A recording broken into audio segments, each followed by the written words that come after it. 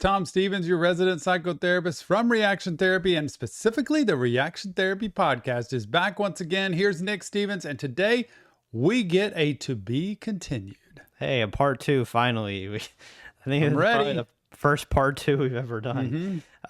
Y'all loved our first podcast on addiction, and so we're back with part two.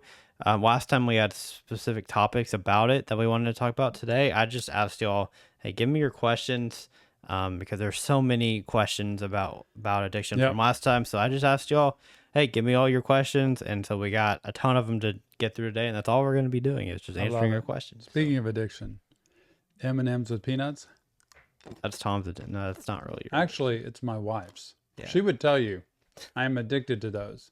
If you put them in the house, I'll eat them. If you don't, I won't eat them, but they're good. What is your addiction, like food-wise? Food-wise? Yeah. Chips. For sure, chips. Like, when people talk about going to happy hour, because I'm really not a drinker, but when people talk about going to happy hour, you know, we're having a cocktail at the end of the day or a glass of wine or something. For me, if you come to our house, you will see multiple bags of chips laid out, maybe some queso, maybe some other dip, and it's like a happy hour. I love chips. Yeah, I would probably say mine's like probably fries. I mean, that's the most unhealthy kind of addiction you can have. It's not an addiction. It is not the most unhealthy. Well, not the most. For a food, it's not great to love fries so much, but you know the thing's cool about fries though? What? You actually have to go somewhere and get them. It's not like me. I can have bags of chips in my pantry all the time. So with fries, yeah, you might love them a lot, but you're not just going to go and buy fries somewhere. Yeah, there's nothing like that we store in our pantry or anything or in the fridge that I just have to have. It's mostly things that I have to go get. And so that does make it a little more difficult to make it like a full-on addiction because I just can't do that every day. But yeah. Anyway, before we get into addiction, let's go. Where am I? Noise, but y'all saw it, but it didn't make any noise. For our intro topic, it is again right in the middle of summer, just like our last podcast was right in the middle of summer. This is towards the back half of summer. So how do you think? Because we're recording this ahead, how do you think your summer is going to be? Let's try to predict. I'm predicting ahead. We're predicting the future here. I think my summer is going to be more relaxing in the middle, which is July when we're going out of town. I think it's stressful now just because work on top of reaction therapy, but work, especially the type of cases I've got right now, which I didn't predict for summer, are harder than normal. And then I think on the back end, when we're moving Tony off to college in August, that's going to be another ramp up of a lot of activity and possibly you moving out. It's going to be a lot of movement. So I would say the summer is going to be like this. It's going to go up with stress, down into calm, and then up with stress towards the end. Well, at least you get a break in there. Yeah, I'm it's kind of the same for me. I mean, it's different for me because I might be one of the ones moving out, and so that will be stressful for me, but also, exciting. Going on vacation obviously is going to be great, going to be exciting, but like leading up to it for me, I feel that same stress, at least for this job, because you have two jobs to worry about. So I know that's a lot of stress, but my stress is going to be making sure that I can relax once I'm there on vacation. So I want to try to do everything I can to get everything prepared. I don't like being like worried about, I don't want to be leaving and thinking, oh, I have to do this and this and this. I want to have it all kind of prepared, but that's kind of what I think. But I think when we get on vacation, it's going to be first world problems for sure. Yeah. It's nothing super. I love my job. I don't like the pressure it puts on me at sometimes because there's a lot of stuff at once. Like I can go into work one day and I can have 8 people that I see and it can be a piece of cake. Like things are going okay. And then I can go in one day and have 4 people and it can be horribly hard. Yeah. It just depends on the different cases. So this time of year is normally a little slower and a little calmer, but it's not. Yeah. And that's okay because I love what I do. It's all good. And addiction's a big part of it. It's true. And there are many more addiction elements now than there were 20 years ago, for sure. It's facts. All right. Well, like we said, this is kind of like a Q&A session, the entire live stream. So hopefully y'all are ready. If you did not get a chance to ask your question, shall we do part 3? Ask it in the comments. We could just keep doing this. Keep doing questions. Okay, so here we go. Or I'm just you gonna could go to 5.me/reaction therapy. That is a great place to ask questions. It is set up to answer your mental health questions. It is, and that's honestly a really good transition, because 5 is definitely a place that you want to go. It's on the way above Nick's head over there. Right there. That's where it is. 5.me/reaction therapy. You can join for free. You can see people's questions. You can ask your own question. And you get 1 unlock a month, which means if you see a question that you really are interested in and you want to see the answer to it, then you can unlock it once a month. Or you can join a paid tier and get more benefits. But anyway, let's go into these questions. First one, these questions. The intro topic, is that what we're doing? Yeah, I didn't want to try this. I'm going to try it. It's not going to have sound, though. Not going to make topic of the day. It's all right. Addiction part 2. I could also do the Q&A button, but I'm going to have these questions on the screen for y'all as well. So that's a bonus of, asking a question. You get your name on the screen. First question, is it possible to rewire the brain after an addiction to make you not think about it? It's possible to I'm going to use rewire loosely, like, I'm speaking generally. It is possible to rewire the brain to stop you from acting on it, but not thinking about it. Like, you'll talk to many addicts who are totally better in life. They've recovered, once an addict, always an addict, but they realize we've recovered. There's recovery. There's serenity that kicks into gear. And they will still tell you, like, if I think about it and reminisce about drinking or using or gambling or sex or money or food or whatever, yes, I can get carried away with that. So the key, though, is when it's put in front of you, if drinking is your addiction and you get recovery and you move years down the road and somebody's, at a party and somebody's like, hey, let's have a toast or let's celebrate. It doesn't have the same flair. So the good recovery will stop you from acting on it. But there's always that reminiscing. Okay. Good. 1 for 1. Ding. Okay. This one's really long, and it's a very basic question, but there's more to it. So this is a question. In your opinion, why do you think the 12 steps work? The rest of this question is, the steps is one of the biggest things that helped change my life. I worked them twice with 2 different sponsors, and I attempted sponsoring others, but none of them finished. My opinion is that it's sort of like a therapy, what they sponsor. Though these steps you go through these steps and tell them deepest, darkest things, and their job is pretty much to listen. I feel like it makes you process things and start to figure things out on your own. I've seen firsthand many people can't go through all the steps because it feels like too much for them to deal with by facing it.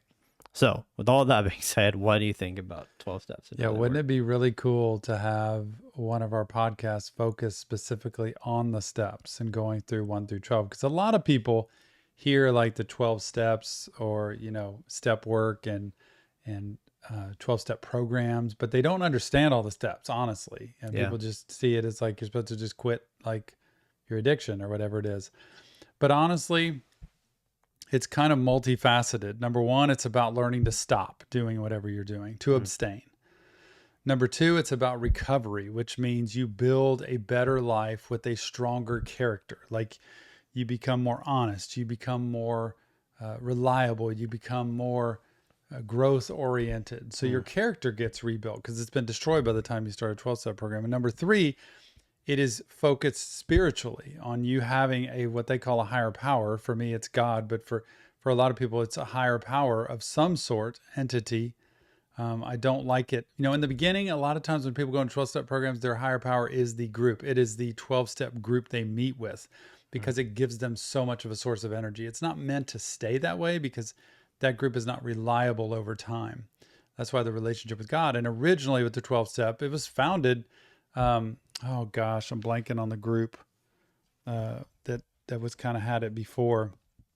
But Oh, I wish I remembered. Anyway, there's a great movie called My Name is Bill W., who was the founder of AA, and him and his buddy Bob Smith and Bill Bob and Bill, Wilson. yeah.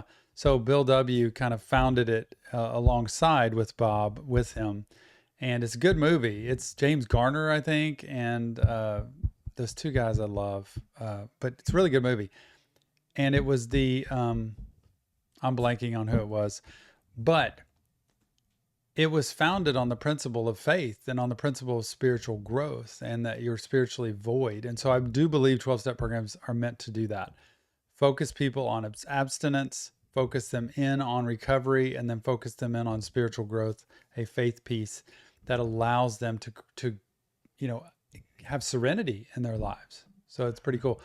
And remember the first 3 steps of 12-step. We could break them down simply. I just do it generally so everyday regular people could hear it. The 3 steps, because you got to realize you're powerless first, right? Like, I can't do this anymore. My life's unmanageable. I need to stop doing this. I can't, he can, I think I'll let him, are the 3 steps. The easiest way to think of the first 3. I can't do this anymore. I'm broken. He can, which means there's got to be a higher power, a source that can help me get through this. And number 3 is, I think I'll let him. I turn my will and my life over to that power of my own understanding. And so great to go through these, but the 12 steps, the reason people don't do it is, number 1, it's very hard. Number 2, it takes a lot of introspection and work on yourself. And number 3, it takes endurance. You have to stay with it. It's not something you just go graduate and you move on in life. And so I think the stat I heard a long time ago was 93% of people don't succeed at 12 steps. It's a 7% success rate or whatever. That's why you see so many people come in and out. But sponsors don't work with sponsees, don't work with people coming in to be able to help them graduate. Sponsors do it to help themselves stay grounded in how I could go back and be just like you. If you're in the first day and I help you and talk to you, and I've been in here 10 years and working hard, you're a reminder to me of where I could be if I let myself. So you do this always selflessly, and you do this always willingly. And me working with you, if you're new, gives me a source of strength. Keeps you grounded. That's a cool part of 12-step. It's based on unity. Anyway, I could go on and on, Nick, about 12-step because I love it. So are you trying to find the movie, or what were you trying to... I was just saying, the group that the 12 steps were originally founded on, that Bill W. created, it was the Oxford group. It's the Oxford group. I was trying to find it. Yes. That's the group that kind of originally, I think he adapted, because he had a lot of drinking problems, and he went to the Oxford group. They were super duper religious. From what I gathered, and he didn't want any part of that. He wanted people just to have, a place and a group to meet with. And so he kind of adapted that into, they were very hardcore, the Oxford group. So it's just cool. It's a good movie and a good basic understanding of 12-step. It was AA, really. The Oxford group was founded by a guy named Frank Bookman. I don't know if you know who that is or not. I was trying to add, I don't know anything about this. The Oxford group was just really intense, and they were hardcore. And I think they were more religiously focused. But, a lot of the 12-step program goes on the Bible. And people may not like to hear that sometimes, but it is based off that. When you look at these principles in here, and you look at, coming clean, which is repenting from the Bible, in a 4th step, and really looking at your life and turning it over and talking to other people about it, and dealing with character defects. And I mean, it's just it all matches up really well. And so it's cool to have a spiritual program. It is a spiritual program and allows people to find a higher power and a connection outside of themselves, because most people who are addicts are in control of their own God. And so they decide, this is how I'm going to be. And so they're the ones they answer to instead of somebody else. Anyway, let us know if y'all want us to do a podcast on the 12 steps. I mean, we could do a podcast where we just explain each step and kind of what it means. I think that'd be cool. Okay, great question. The next question is it starts as a statement. You can be addicted to anything. What are the early signs, and how do you replace the time from the habit? Is it all mindset? My father's thrown away countless bottles, and I've thrown away cigarettes, but I always go back and feel guilty. Basically, what's the best way to avoid a relapse besides getting rid of the physical items themselves? I said this to somebody yesterday. I said the easiest way to keep yourself from using is to tell other people all of your secrets, like the ways you hide stuff, the way you act out, the triggers you have of what makes you want to go use again. Like tell your loved ones, these are my patterns, these are my tendencies. So when I have a really stressful day, when I'm all alone, when I have a real high, I want to celebrate a victory, I got a raise at work or something, when we get in a fight, when, find the ways that it's Friday night and, I want to find the areas that other people might not know and share them with your loved ones so that they can be on the lookout for that. Accountability is one of the biggest, being accountable for your active using, but a lot of people don't want to give away their secrets because it means they have to stop. Yeah. And I think you have to tap into whether you really want to stop or whether you just want to stop right now. I'm just tired of it. I think I need to quit, but then a week later, it's like I'm ready to go back in. What was the first part of that question? What are the early signs and how do you replace the time from the habit? The early signs are your regular activities, your social interactions, your free time. It all starts to shift towards what that addiction is. If it's drinking, for instance, I use that because it's the most worldwide known. You kind of start doing your activities around drinking. It's like we can't just go hang out by a pool. We've got to bring a cooler with us. Or we can't go to a restaurant and just have dinner. We've got to order drinks, or we got to go back to our house and have more drinks. So you center a lot of your activity around it. And if it's something that you need to do like in isolation, let's say food, because a lot of food addicts, they don't do it out in public with other people. So they find times to privately do it late at night when people are off gone to work. They might order, food and sit in their car. Yeah. So you find private times to do that. So those are the signs, like somebody's kind of not doing their normal routine anymore. They've disappeared a little bit more, isolated a little bit more. And so those are the warning signs, and you do have to replace it. You definitely have to replace your time, your activity. I remember a friend of mine who was an alcoholic. The very first thing he did when he quit drinking was start eating M&Ms all the time, addictively, right? But he realized that's probably not the best thing for me. So he switched to Tic Tacs, the little mint, little peppermint things. And he chewed on all those. And then he switched to gum. So he kept switching around. But look, in the short term, those are healthier switches than going to another drug. Okay. Next one. I need to quit nicotine, but it seems like it's impossible. So not really a question, but just... One of the hardest things to quit. It used to be the hardest until vaping came around. Vaping to me now, from all the young people I've talked to, is even harder than cigarettes. Very big withdrawals that come off of that. But quitting cigarettes, brutally hard. And it takes time. It takes patience. There are more ways to do it now with the patches that they have, and weaning down off of them is possible. But you have to replace what you used to do. If you used to sit on your porch, if you used to go out side your office and smoke, if you would stop at a convenience store and get a soft drink, and then you'd pick up a pack of cigarettes and stand outside and smoke before you get in the car, you can't go to the convenience store. You got to stop doing that. Go to a drive-through and get a soft drink there while you're still in your car and drive. You got to find ways to keep you from being in that same old behavior. Yeah, I've always heard that one way to really, like, if you're about to, smoke or whatever your addiction is, if you're about to do that, the best thing to do is to leave that area, go somewhere else. Just if you're in a situation where like, oh no, I'm about to mess up here, I need to leave, I need to get somewhere else. And then maybe your mind will not think about it as much. And accountability, and part of it is having people that hold you accountable, but part of it is self, like Nick said.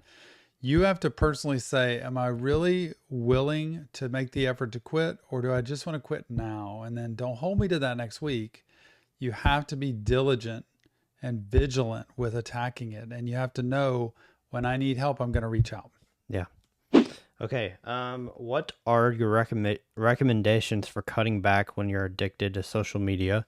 And I'll say there's another question. There's another statement that says phone addiction is real. Yeah. I'm going to combine those together. No kidding. So how do you cut back on that? And 20 years ago, or a little over 20 years ago, there was none of this. There wasn't social media. Before social media, it's like, didn't have an addiction to it. The problem with social media and the problem with phones and just having them is, if I gave you a phone like the original days a cell phone was around, and it was just a phone that could call people, you would not be as addicted to it. You still could be just from using it, but really to have to call people and sit on the phone. Once social media came out, it gives instant gratification. If you don't like what you're seeing, you go to something else. So it gives a very quick, intense dopamine shot to the brain for people. And what you have to be able to do is one of a couple things. I mean, it's how drastic you want to be. You find a phone that doesn't have those features, and that doesn't mean forever, y'all, because people who are alcoholics can't ever drink again, but they can be around drinking. So it is possible, remember, there's experimentation and then problem and then addiction. Experimentation phases, I'm just trying it out. Problem phases, I'm having a problem with this. I'm having a really hard time stopping this. Addiction phases, I can't live without using this. Or if I use it, I'm going to go all in. So what you want to do is either find a phone that limits the features you have so that it really keeps you from accessing that, or you practice consciously. Again, tell people your secrets. I only am going to use my phone at these points in the day. Like I'm not going to check my phone except for 9 a.m., 12 p.m., 3 p.m., and 6 p.m. or something. Like you pick specific times and I get 30 minutes to do it and then I'm getting off. So I can check messages, phone calls, very quick social media, and then I get off. And you have alarms that are set and you have people that say, hey, it's time to move on to something else. And you put that phone away. So if you got in the car and you put your phone in the trunk, what does that do? Like you don't have access to it. Yeah. So it's really trying to tell people, I tell teenagers this all the time because it's too tempting to grab your phone. Put it where you can't reach it. But you have to know, are you really wanting to quit or are you wanting to just stop right now? Because if it's a problem, you got to do something. And also sometimes, and that's just made me think of something that sometimes people can know they're addicted to something and they've done the steps of like telling people, that they have a problem. And sometimes it's almost like you don't want to stop, but because other people know about your situation, you want to stop so they will like accept you or whatever. Like sometimes it's almost like you don't actually want to stop, but you just want to almost prove to the people that you've told that you can stop, and it's not like actually you wanting to stop. And as soon as that person is either out of your life or something happens where they're not really checking up on you as much, then you go right back to it. Yeah. So that can also be a thing. Addiction's really hard because most people don't recover. I mean, those are the hard facts. Social media, most people are addicted and don't realize it. Not most people, period, but the people who are addicted, that's what I meant, don't realize it. Yeah. It's just a part of who they are. So the easy way to answer that is take somebody's phone away for a day. See how much access you have to it. You ever go on a camping trip or something where you don't really have cell service or connection and you kind of just put it away? You'd be amazed at how calm people get, how much their blood pressure goes down because they're just experiencing life. It's true. All right. These last two questions kind of go together, and then we'll have a couple more on our extra episode that we'll do. But that can be, if you want to become a member, that's where you can see those episodes. Okay, so how can you get rid of? So this is worded differently. So basically, the question is having an addiction to a person or an obsession with the person. How do you get rid of that? And then the flip side of it, any tips of how I can get courage to let someone go? So it's kind of like codependency, right? Those are two different questions for two different people, but they kind of go together. So the first question was what? How to get rid of a person that you're obsessed with or addicted to. That's the conscious choice. Remember I said that about like any addiction, like drinking, let's say, it's whether you really want to do that. And if you do, it means you have to do something about it, regardless of what the other person does. So how to get rid of a person means you have to consciously say, I'm no longer going to allow you to be a part of my world because I'm toxic for you or I'm toxic for us, or you're toxic for me and I need you to not be in my life. If that's the case, you have to place them outside, which means they may still try to get in, and you have to be able to say, I'm choosing not to participate. They may text, they may call, they may show up in person. You have to choose not to interact, to not engage, to get in a car, to drive away, to not respond, you can't just say, well, I blocked them on all this, but I still have them on Snapchat. like I can't.